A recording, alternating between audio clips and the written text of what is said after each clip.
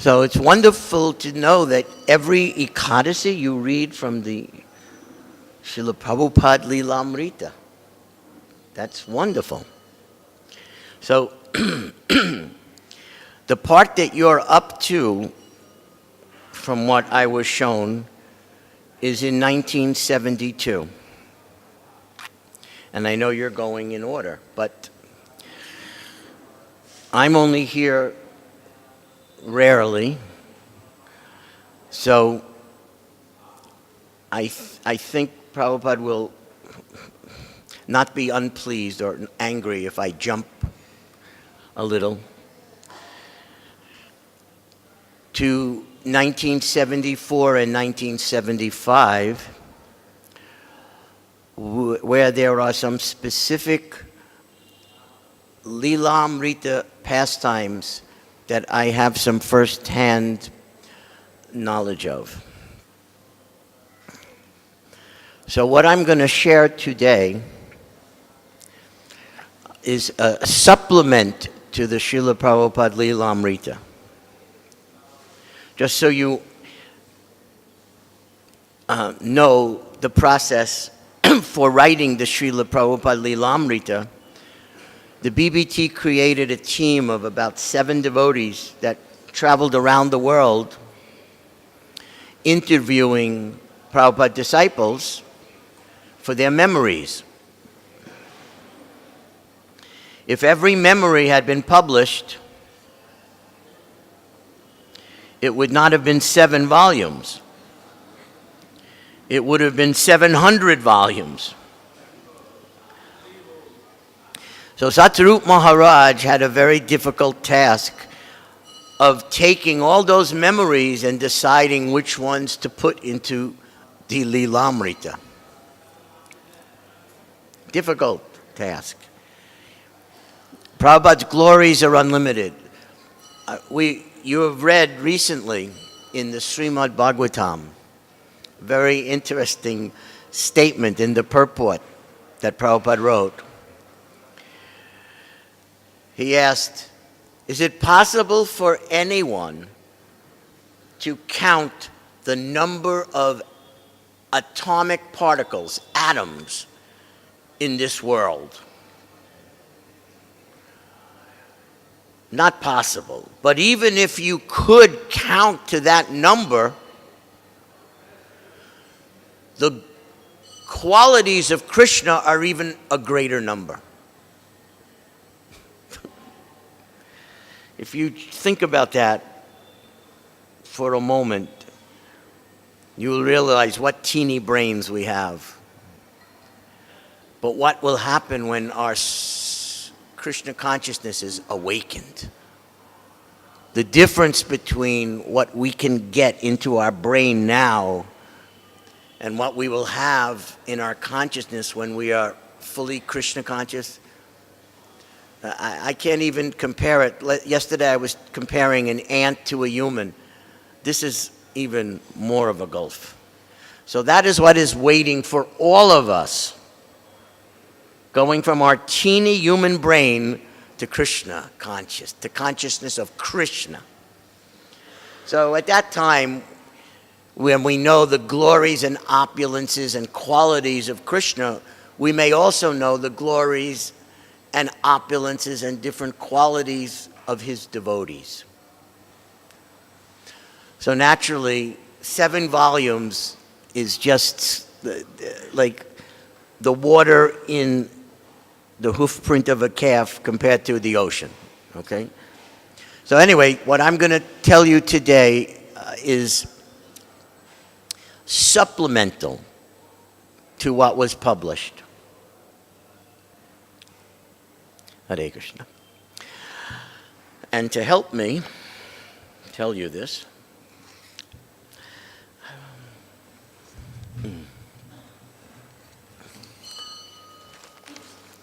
I brought one of my unpublished diaries, which I have never read from before today. So this is the first time ever that I'm reading from this to share it with you. So let me just try to set the stage or paint a picture for you.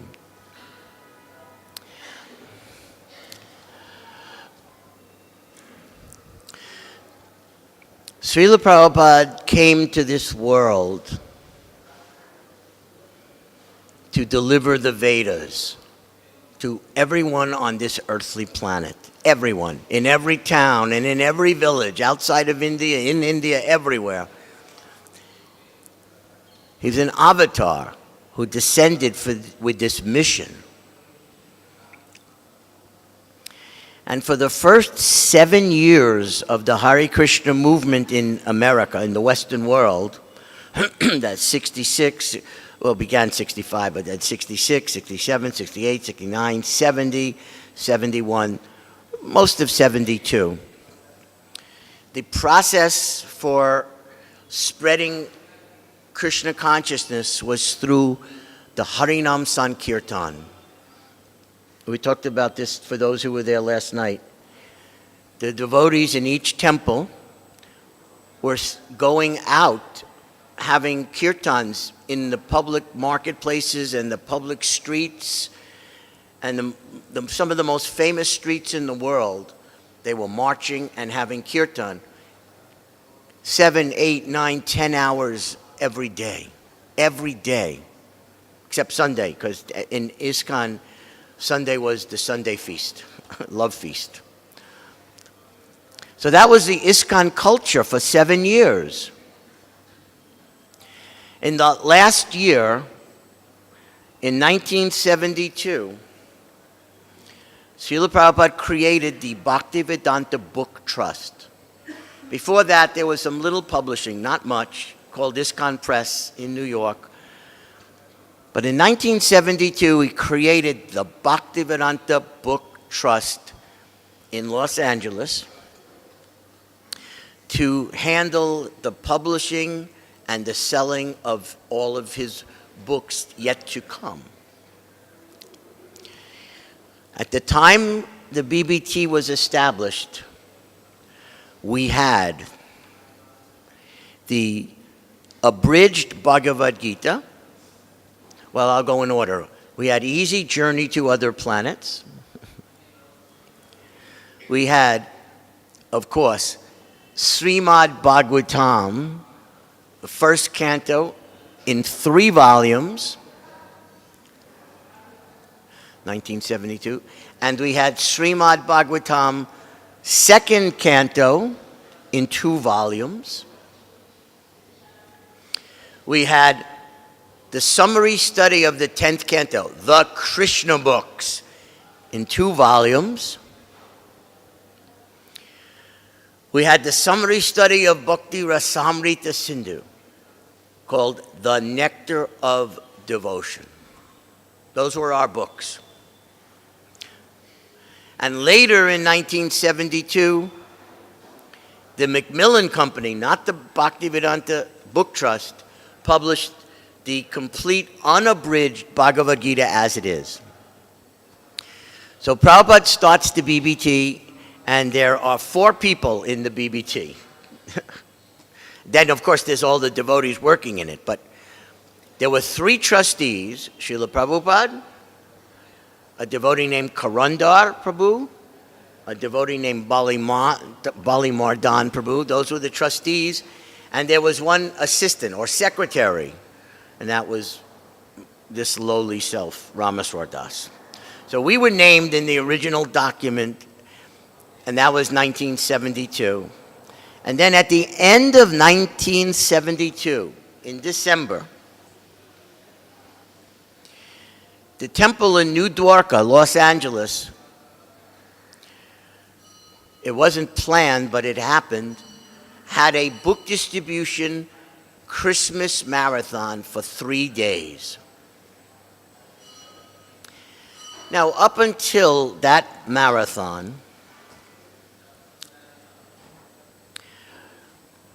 no one knew how to sell books. The system was, you take a book and you bring it to the bookstore and ask them to please carry it and sell it for us. That was the system for selling books. And for Back to Godhead magazine, the system was to take it with Harinam on those 10-hour Harinam parties and try to give it to someone for 25 cents US. And when that was too hard, a devotee named Gargamuni, you've heard that name, he had started a incense company called Spiritual Sky Incense. So the devotees would take out these packets of Spiritual Sky Incense and try to give it to someone, get a donation, and then give them the magazine. And in this way, the whole worldwide movement was hardly selling any books, and for Back to Godhead, maybe the whole world between 5,000 and 10,000 magazines each month. That was our book distribution. So what happened in December of 1972 is for 3 days, the devotees in Los Angeles Temple went out on book distribution and had a marathon, which coincided with Christmas holidays in America. And at the end of those 3 days, those devotees in that one temple had sold 18,000 books in 3 days. Books and mostly magazines. 3 days. And the Hare Krishna movement was never the same after that. Never the same. The whole culture of Sankirtan changed from every devotee in the temple being on the Harinam party to gradually 1973 and 1974, devotees were now going out on book distribution and learning the art of going up to people and selling our books, not just magazines. In 2 years, that whole culture from the prior 7 years had changed. Now, Srila Prabhupada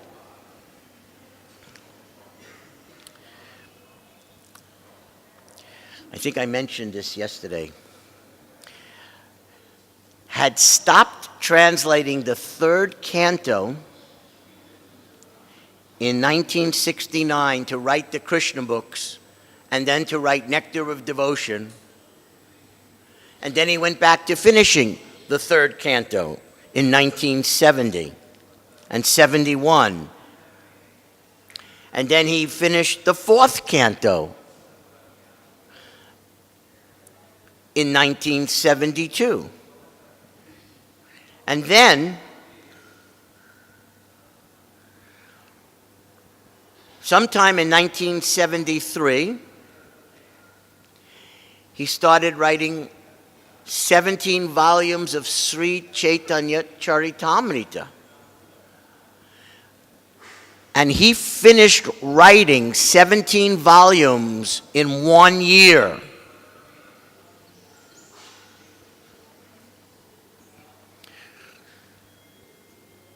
An author may spend many years to write just one book.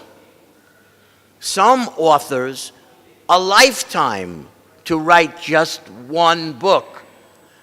And Srila Prabhupada wrote the 17 volumes of Sri Chaitanya Charitamrita in 1 year. Amazing, amazing. This is superhuman, this is not human. This is not earthly. This is beyond anything on earth. So, the process for printing these books, 3rd canto, 4 volumes, 4th canto, I think also 4 volumes, something like that. Each book, it was taking our ISKCON press 4 months to come out with one book. You may ask why. Why was it taking so long? Well, for one thing, we had started careful indexing of each book, and that took a lot of time. We had a Sanskrit department that was carefully putting in the correct Devanagari script and the word synonyms, and that was taking some time. The tape would come from Prabhupada wherever he was in the world, and it would be mailed. And in 1972 and 3 and 4, the mail system was not like UPS or FedEx, or I don't know what the equivalent is in India. It was just regular mail. So just to get the tape from Srila Prabhupada could take 2, 3, 4 weeks, depending on what country he was in. If he was in Africa, 4 weeks. If he was in India, 3 weeks. And some parts of America, 2 weeks. That was the mail system. So the tape would come, and they would type it out. And they would give it to the artists, and they would look through it and try to find 7 really nice descriptions or scenes or pastimes that would be not just suitable, but would be wonderful to have as a painting. So then they would do a sketch, which would show the composition.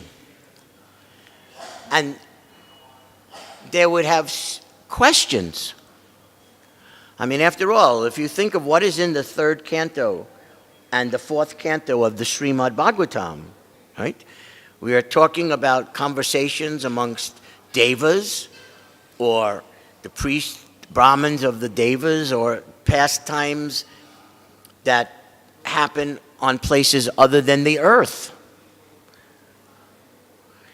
And the devotees have no idea what these places look like and what these personalities look like. So they have many questions. Old, young, beard, shape, they had a million questions. And they would write the letter to Prabhupada with these questions. 2 weeks. It would reach Prabhupada. Now, when Srila Prabhupada got a letter from the BBT, especially from his artists, the traveling secretary would immediately read it to Prabhupada. Here are the questions. Now, one thing you should know about Srila Prabhupada. Well, there's many things you should know about Srila Prabhupada. But this is one of my favorite things to tell you about Srila Prabhupada. One of my favorite things. If any other person in the world was getting these letters, anyone else in the world, I don't care, in any sampradaya even, great spiritual masters, I think, but especially scholars, they would take some time, go to some books, look, research, see what different people say, different acharyas and commentators say, and then write back the answers. That would be normal. After all, there's a question, what is life like on Indralok, or on Brahmalok, or on Martyalok, or in this lok, or that lok? And if you've not been there, if you've never been to those places, before you give an answer, you would want to do a little research. Not Srila Prabhupada. Instantly, they would read the question, instantly, all knowledge, all knowing, all Vedic knowledge was in him, and he would be able to give the answer perfectly. What does an airplane look like that the devas use? What does anything look like in this universe or in the Vaikuntha worlds? Prabhupada never had to look it up. How is that possible? That one personality could just have all knowledge in him, that he could give answers to every question about the universe and beyond. There's no person in the world that could do this besides Srila Prabhupada. You need to know this about Prabhupada.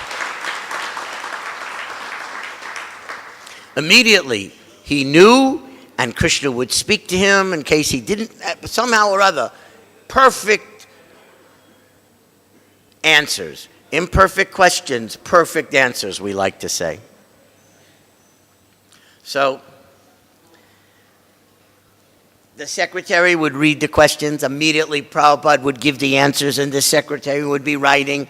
Then the secretary would go to one of these old-fashioned typewriters, type it up. Prabhupada would sign it, and it would be posted. There's another 2 weeks. Another 2 weeks before the answers came. So that now a month has gone by following getting the tape, which took 2 or 3 weeks, typing it out, choosing what paintings to ask questions about. That's another week. Writing back and forth, that could be a month. And finally, they're ready to start the painting. So this was the process. Anyone understanding this process can understand how it would take 3 to 4 months for each book to come out. It's very easy to understand this. And the BBT was, in the beginning, divided between Los Angeles and New York. New York was doing the production, and Los Angeles was doing the publishing, warehousing, and sales and marketing. So, just to speed up the story, in 1973, at the end of 1973, my mentor, Karandar, one of the trustees, took a leave of absence. He was also the GBC for the Western Zone. So that was a big shock. And Prabhupada was in Hawaii when it happened, and he called for Jayatirtha and myself to fly to Hawaii and discuss how will things go on. And Prabhupada decided Jayatirtha will handle the zonal work that Karandar was doing, and I would handle the BBT work because I was the only one that was assisting Karandar there. I was the only one that knew what he was doing for publishing.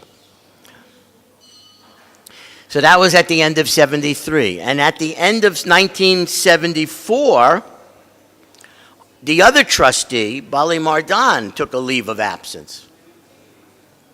And now there was no trustee watching over the production, the editing, the artists, the composing, the photography, the whole process of ISKCON Press became, in one sense, headless.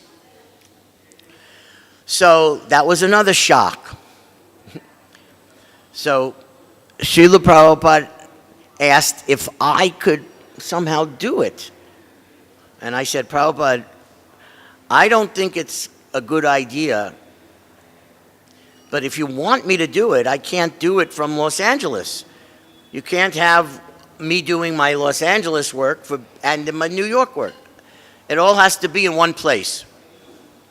And Prabhupada always had this idea to have it in one place.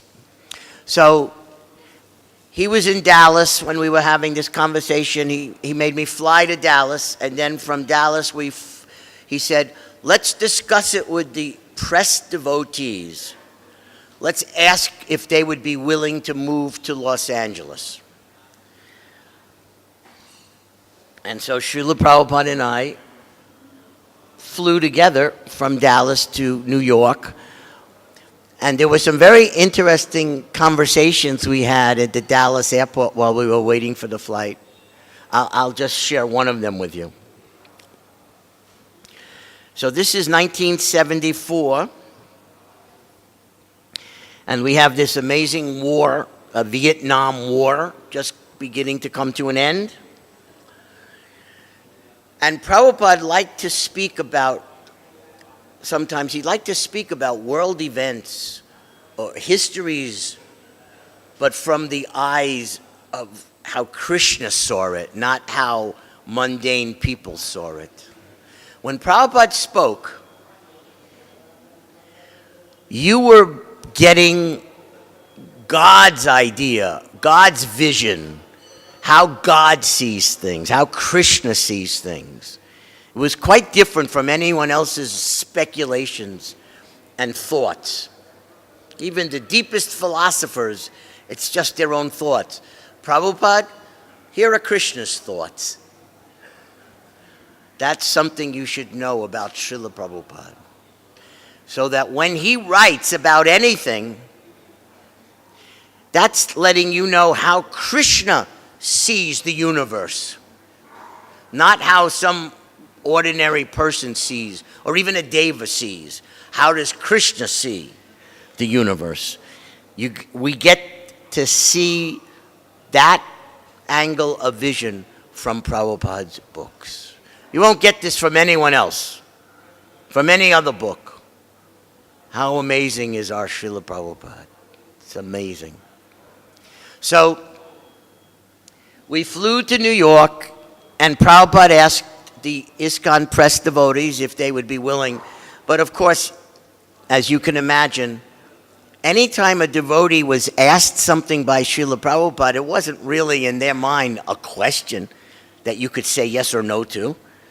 It was, look at this, Prabhupada wants this, let's just do it.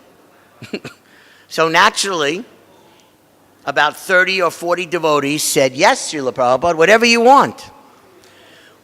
You want us to move, uproot ourselves, leave our friends, devotees, bring our families to a place we've never been?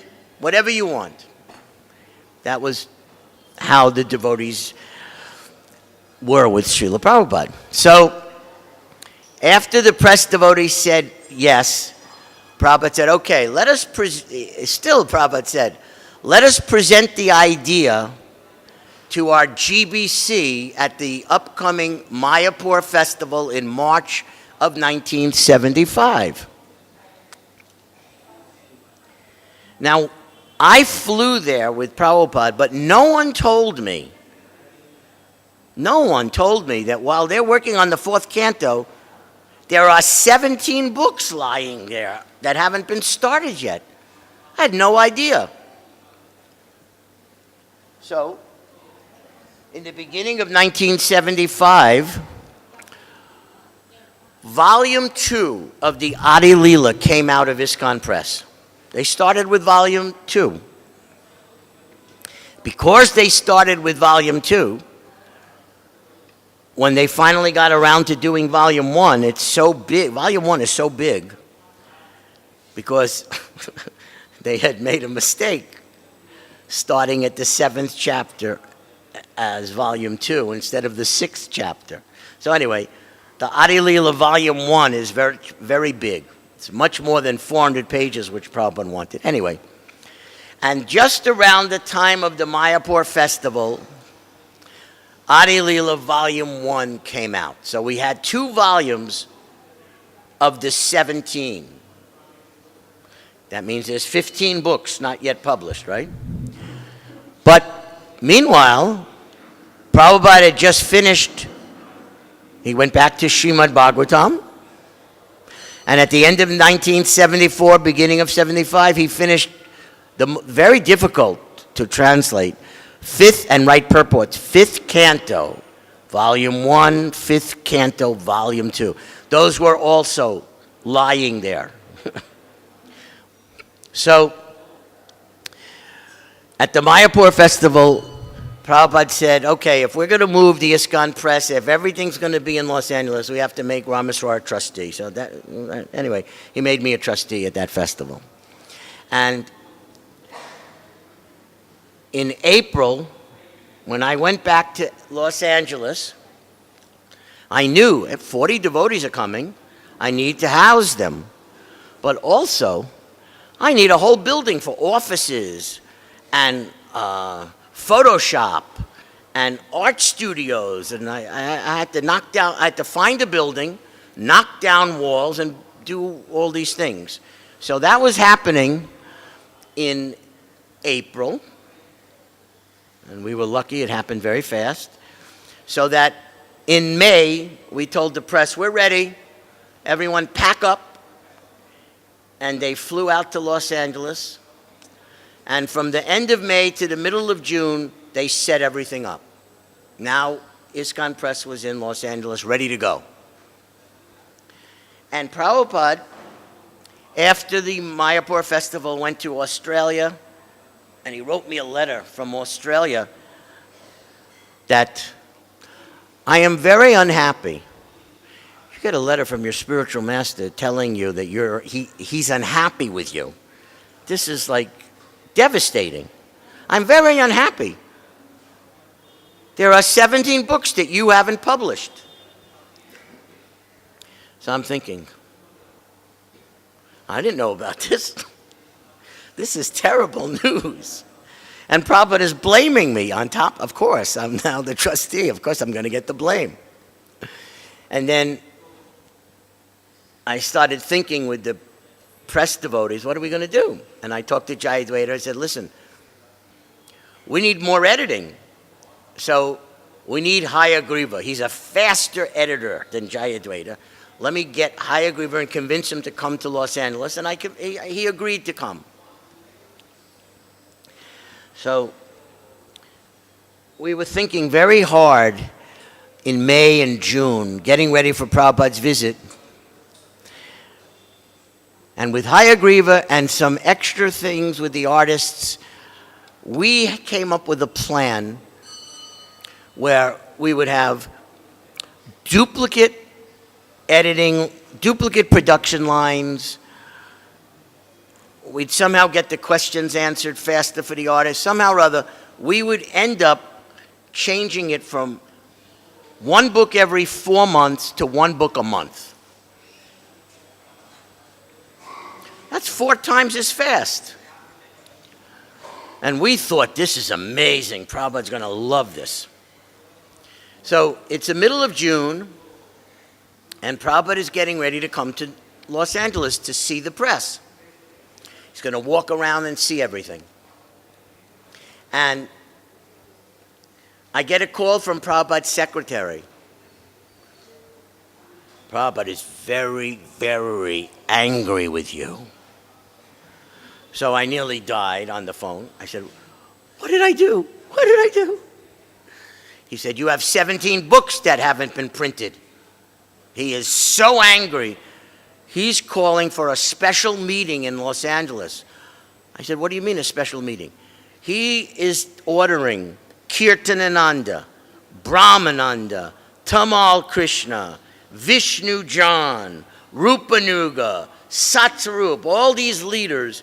He's ordering them to fly to Los Angeles so to be there when he instructs you. So I was a little nervous. So Prabhupada arrives. He gives this famous arrival address, which is actually one of the most famous arrival addresses. If you have access to Prabhupada's,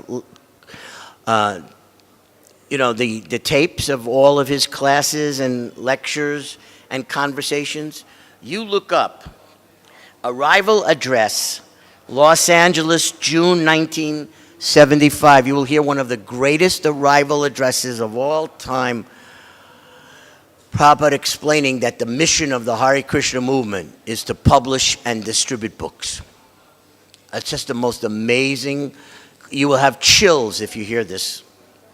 So we're all there, and Prabhupada's giving this class, Arrival, and it's all about selling books and publishing books.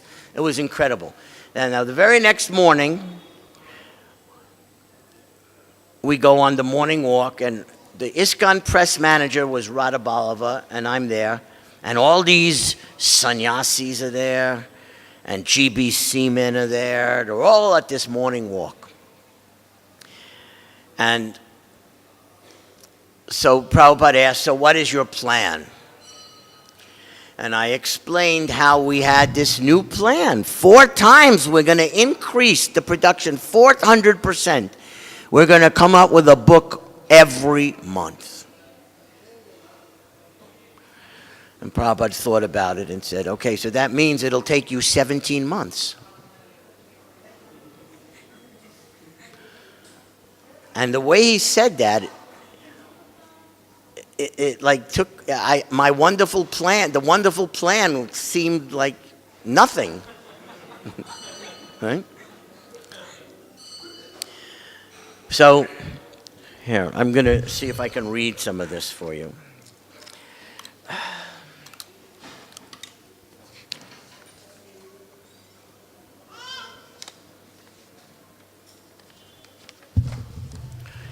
Okay. So this is a section from this diary. Anyway, took place the following morning of Prabhupada's arrival. We were on a morning walk at Venice Beach, and it was a wonderful morning walk. We were telling Prabhupada different stories and talking about different things going on in the material world, and it was very, very relishable, enlivening morning walk. And towards the end of the morning, and by the way, in one of the great mistakes of all time, the servant let the tape run out. And what happened next, which everyone in the world knows, it was never recorded. Such things were, we were simple devotees. The tape ran out. They didn't have a backup tape. And they didn't want to tape over what Prabhupada's morning walk was, because it really was a wonderful morning walk. So they just had no tape running. So anyway, that's why you can't find this tape about the 17 books. At the end of the morning walk, Prabhupada asked, without turning behind him, he was walking, but he asked, and how long will you work to produce the unpublished books? So I stepped forward, still a little behind Prabhupada, maybe to his side, and I said, Srila Prabhupada, we've been having meetings about it, and now that the press is finally here and installed, we think we can increase production 4 times. We think that now we can go from 1 book every 4 months, we can produce 1 of your books every month. And Radha Ballava and I were standing together. Tamal Krishna and Brahmananda were there. Prabhupada kept walking. And he said, 1 book every month. That means over 1 year. He said, it is not fast enough.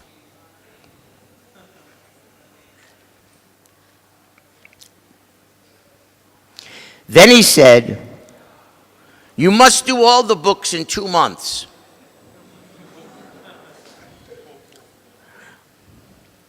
And he just kept walking. Everyone was looking at me and Radha Ballava. We were looking at each other. And we were sure Prabhupada didn't mean that. And we were sure he wasn't serious.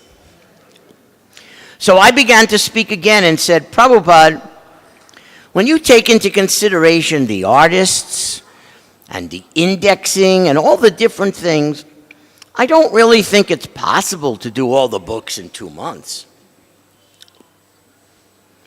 But I think that it's definitely possible we could do,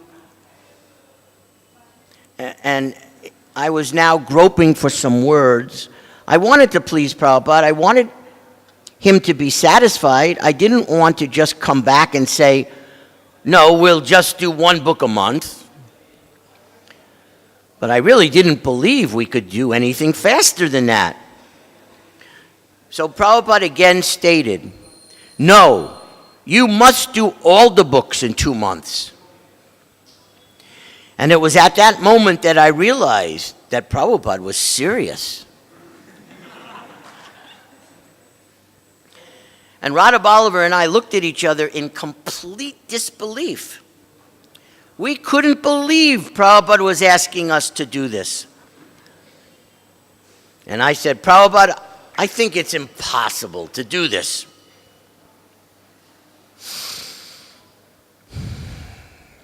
Then Prabhupada put his cane very firmly down in front of him and stopped walking. And then he turned and looked at me. And everybody froze. And very gravely, not with anger, but just very profoundly, looking very deeply, looking very serious, Prabhupada said, "Impossible is a word in a fool's dictionary." He's staring into me as he's saying this. And he looked right at me to see if I had faith in his words. And at that moment, I felt like I just had to surrender. Oh, there's one thing I left out of my diary, but I'll share with you. Just before I had this great realization that I have to accept this, I'm looking at all the devotees. Now, Prabhupada is standing there with his cane, and around him, like a circle, is Kirtananda, Tamal, Brahmananda, Vishnu John, Satsarup, Rupanu. They're all there, staring at me like, what are you going to do? What are you going to do?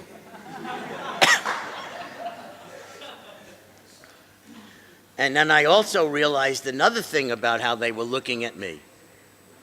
There were little smiles. What are you going to do? What are you going to do? But that little smile was, I am so glad this is not me. I could see they were all thinking that way. Every one of them, they were thinking. Good. Let Prabhupada put this on him, not on you. Yeah, I saw that right away. Okay, so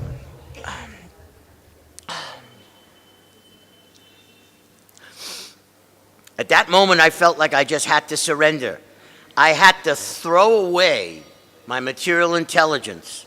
I had to throw away everything that I was basing my estimations on, all my experiences, all my intelligence, all my rational common sense. I felt I had to throw it all away. Because if I kept holding on to common sense, I would keep thinking, it's impossible, it's impossible. And I can tell you all these years later, if you were to say to me now, can you do 17 books in 2 months, I would still tell you, it's impossible. Everything I know about the material energy, it's impossible to do this. So I had to throw that away.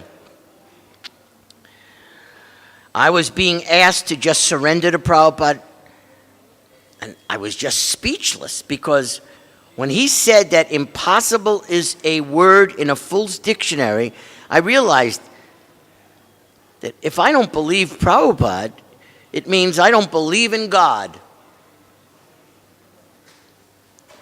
I don't believe in the power of God. If I don't believe what he's saying is true, and then Prabhupada just started walking on. And everyone scampered to catch up with him. And Radha Bolivar and I were trying to get our wits together. And what are we going to say next? Now, all the men walking with Prabhupada, including these big GBC, whenever Prabhupada says anything, all of his disciples naturally side with him and agree with him and follow him. So the whole mood on that morning walk, from that moment, it shifted. And everyone is then looking at us. Now they're turning back and looking, come on, you have to do it. You have to do it. Anyway, I'm going to skip reading this a little and just tell you that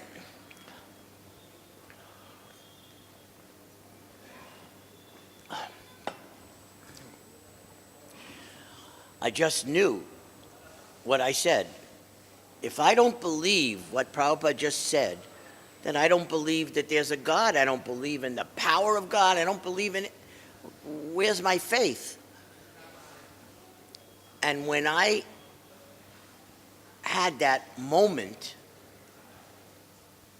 of just surrender and accepting the order, regardless of any intelligence, common sense, just accepting it, a very amazing thing happened.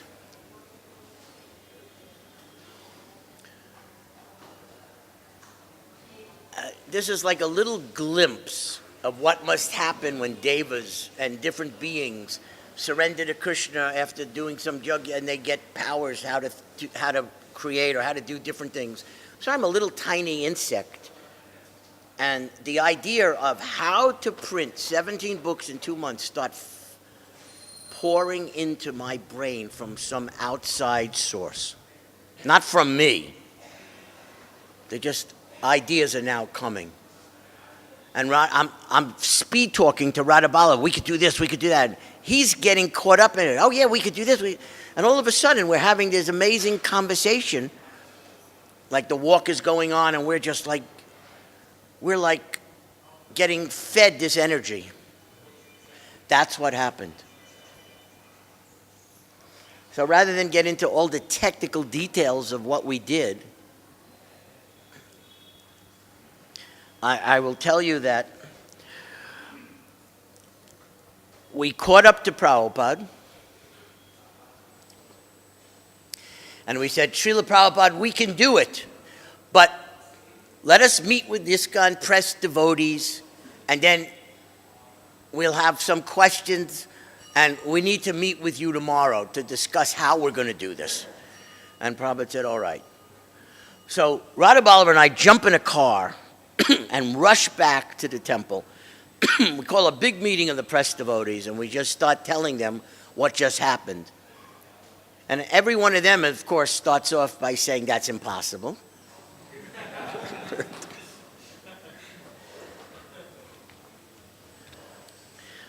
But we had already had our realization. So we start telling them how it's going to happen. And the same thing that happened to us starts happening to them. They start accepting Prabhupada's order. And all this energy and intelligence and ability, it just starts pouring into everyone. And you could see it. They're all sitting there and they're like being transformed into somebody else. Truly transformed. So then we synthesized all the comments into 3 requests. We had 3 requests of Srila Prabhupada. Request number 1. We said, Prabhupada, our men have spent years learning Sanskrit. In the last few months, they came out with volume 1 and 2, Adi Leela. They just started learning Bengali. They don't know it. They use dictionaries. They don't know what they're doing. We need you to stay in Los Angeles for the next 2 or 3 weeks. They're going to come every single day with their Bengali questions, which you can train them in Bengali editing. Prabhupada said, okay, he accepted that. He stayed 2 weeks. We wanted 3, he stayed 2 weeks. The next request was, Prabhupada, we don't have enough talented devotees. We need to be able to, with your blessing, write a letter to every temple in the world explaining what you just ordered us to do and asking for help. If anyone knows how to do typing or any other skill that we think could be valuable, we want those temples to loan those devotees to the BBT for 2 months. Prabhupada said, yes, you can write such a letter. We wrote that letter and we started getting famous devotees, Palika, Regatmika, all these great devotees just started from wherever they were in the world, flying into LA for 2 months to help. And then the third request was the one that bothered Prabhupada the most. But there was no way around it. I said, Prabhupada, we can't use the mail. The mail is what's killing this. We're going to get the artist questions, book by book, and wherever you are, if you're in Los Angeles, I'm coming right up to your room with those questions. And when you leave, I am calling your servant and your secretary, and I'm making them write down the questions. They're going to run into your quarters, and then they're going to call me back with the answers, and we're going to be spending money on the telephone. And Prabhupada did not like that. But he agreed. I saved 4 weeks of mail back and forth by that one request being approved by Prabhupada. 4 weeks turned into a half a day. So then the marathon started. So Radha Bolivar and I locked ourselves in a room, and we saved the 5th canto for later. We were concentrating on Chaitanya Charitamrita. So we had 15 volumes. So some of them had already been typed out, and some of them hadn't. So for the next 2 days, we made sure that everything was typed out. We had our army of typists typing Prabhupada's tapes. And Radha Bolivar and I lock ourselves in the room, and we're just reading every page of the 15 volumes in 2 days. Like we're madmen. And trying to figure out what should be the paintings. I wasn't going to leave it up to the artist. I didn't have time for them to read the text or the manuscripts. It had to be me telling them, here's what you're painting. And then I realized that this is 500 years ago. Many of these Leelas are historic. And if I sent a photographer to India on an insane mission to go all over India, South India, Jagannath Puri, Vrindavan, everywhere, and just take pictures of where Lord Chaitanya was and where Lord Nityananda and Advaita, everything, send them back to me, and I won't know if they just send me film what's what. I won't know what any of these places are. So we invented a secret code. And I called Bhargava in and said, Bhargava, listen, you have to do this. The way we're all surrendering, you have to do this. We're sending you to India, and you have to photograph all of India in a month. And you got to get me back these photographs with our secret code telling me what each one is, so we can add the photographs to the books. And he did it. And so for the next 2 months, I can tell you that the devotees average 2 hours sleep, if at most. Sometimes no sleep, sometimes maybe 2 hours sleep. That's how dedicated they were to this order. And I'm just going to read you one more section.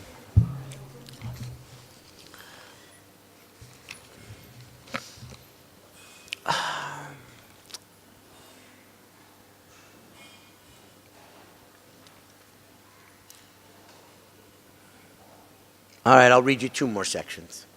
And by the way, the Los Angeles temple, Jayatirtha was the GBC, but the temple president was a devotee named Tulsi Das. And when we told him what we were going to be doing, the same infectious excitement went right into him. And he just said, what can I do to help? And I said, well, I'll tell you. I need devotees to come to every pressed devotee and do their laundry. I need other devotees to come to every pressed devotees and bring them food and clean it up. And I just started thinking of these very basic things to keep them alive. And I said, they can't stop to go to the prasadam hall They can't buy toiletries. They can't clean their own dhoti, sari, even their underwear. I need the temple to do everything. And he said, okay. And the whole Los Angeles temple was now organized around this BBT marathon of doing the wash and cooking and cleaning and buying toothpaste, whatever the devotees needed. And they were delirious, you know, after weeks and weeks of no sleep. You know, they weren't grouchy. They were just euphoric. So that, as I wrote in my diary, we were becoming like little children. We were losing our grip on the body and on time. Sometimes we would just laugh for hours. I mean, when you're that tired and hungry and you're working, you don't stop working, you just start laughing. And it became contagious. Every night, the press devotees, around 2 or 3 in the morning, you would hear hysterical laughter coming out of ISKCON press. And this was going on for weeks. There were times when we were writing captions for the paintings. We were so tired, it was 2, 3 in the morning. I would ask Radha Ballava, what book is this for? We were delirious. And we'd look at our notes, try to figure out what book it is, and Radha Ballava would say, wait a minute, that book has already been printed. This was craziness. We were getting crazy like that. All right, so I just want to read you one more really nice section.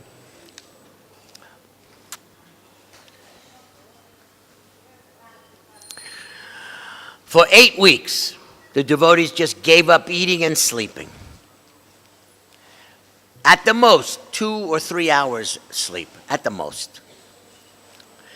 And sometimes there was not even an opportunity for that. So Radha Ballava and I, we are at the airport. This is like week 5 or week 6.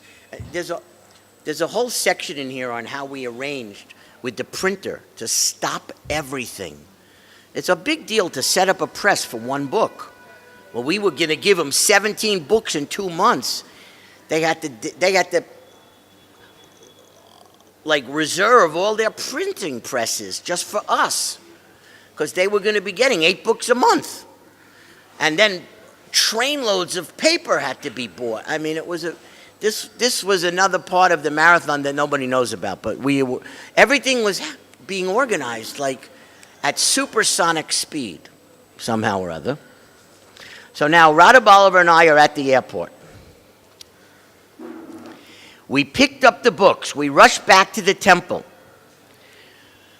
This is the first 5 books from the 17. Had come out at one time. Week number 5. We rushed back to the temple. So now it's like around 3:30 in the morning. And we put them on the altar of each of the 3 altars. All 5 books on 3 altars. To offer them to the deities. And at Mangal Arti, nobody knew what was going on, except the doors opened, and they were surprised. No one knew what was going on, and they were surprised to see Radha Ballava and I in the temple for Mangal Arti. That was the surprise. What are they doing here? we worked straight through. So why are they here? Then the doors opened. And the whole temple room,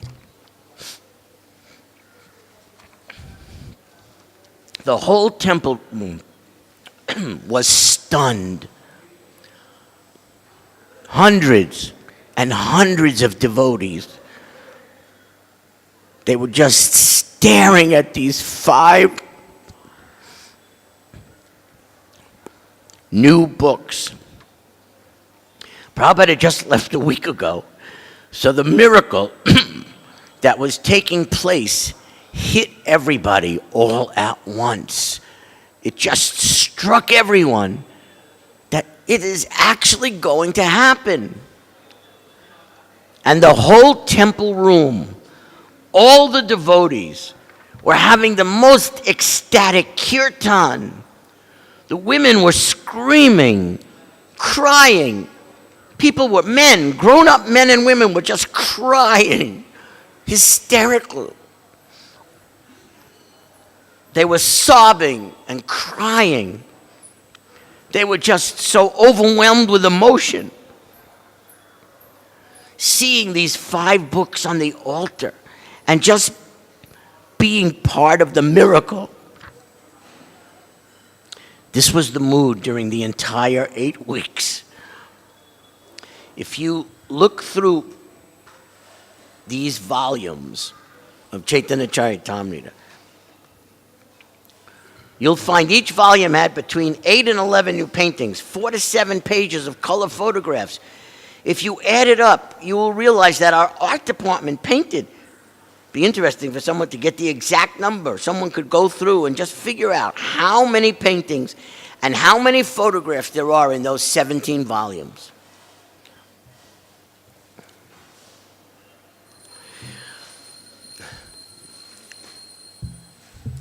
So,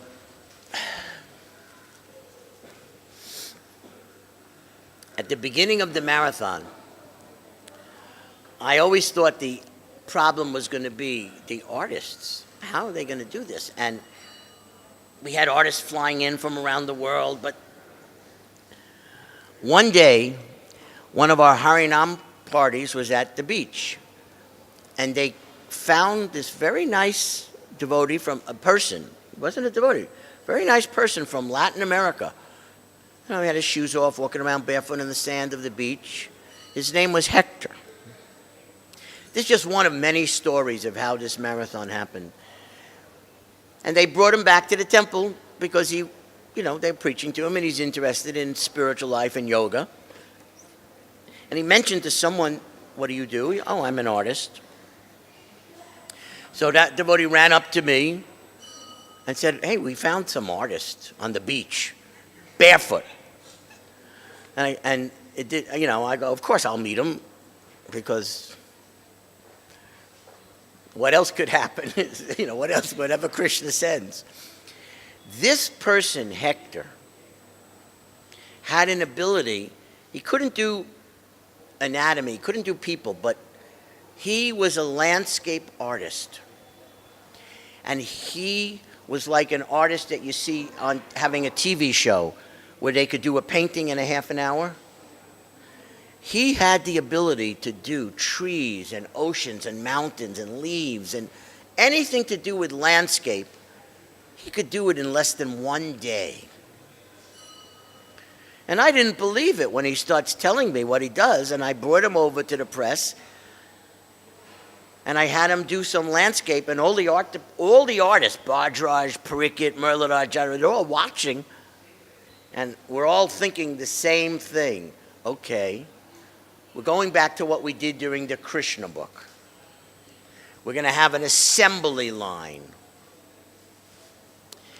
Once we picked the painting, we had a committee of 4 top artists. They would plan together, not individually, the composition, that was 1 sketch. The highlights, the lights and the darks that show the depth, that would be the 2nd sketch. And then the exact colors, that would be the 3rd sketch. So for every painting, they had to do 3 sketches.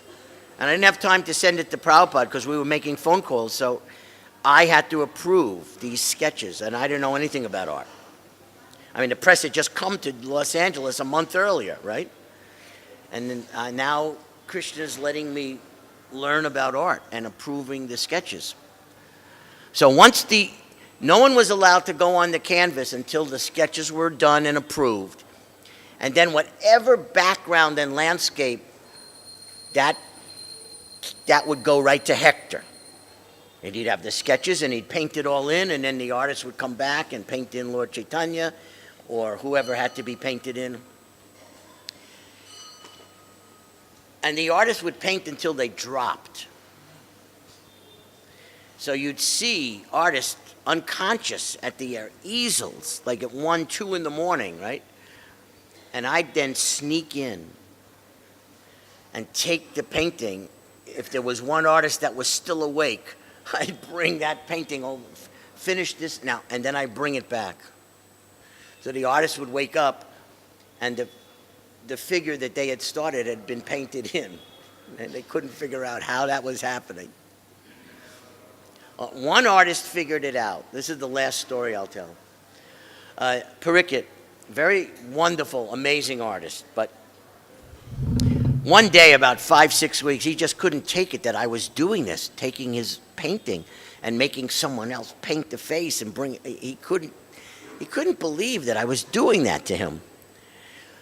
So I'm in my office, the BBT office, Radha Ballava sitting at a desk. My feet are up on the desk, Radha Ballava sitting in the chair, and we're talking about caption, whatever we were talking. It's like 3, 4 in the morning. Parikit had woken up and found his painting had been painted. He comes to the door. Now, Parikit is a very strong-bodied devotee, very powerful. I'm a pretty small devotee. And he's at the door, like, I love him, but it was like Aristosaur. I mean, the eyes were red. There was smoke coming out of his nose, and he is staring at me with his fists. And then, it's a small office. From the door to my chair, he charges as fast, a full run. He charges at me. And I'm watching this, and for me, it's like in slow motion. And I'm just sitting there, like, waiting for whatever's going to happen next. And just as he got to me, something happens. He falls straight down like a rod. And he's holding onto my feet. And he's crying that I should forgive him. So I got him to stand up, and we were both crying like babies, just crying and hugging each other. And when we finally were able to stop our emotions, I said, okay, go back to work. So these are the little stories that you won't read about in the Leela Amrita of how this marathon happened. So we have to stop there. One day this book will be published. You'll find many stories. Hare Krishna. This all Prabhupada, all the energy, the divine energy, everything that came into us, nothing to do with us. No credit goes to us, none. It's all Prabhupada. And Krishna acting through Prabhupada. Hare Krishna.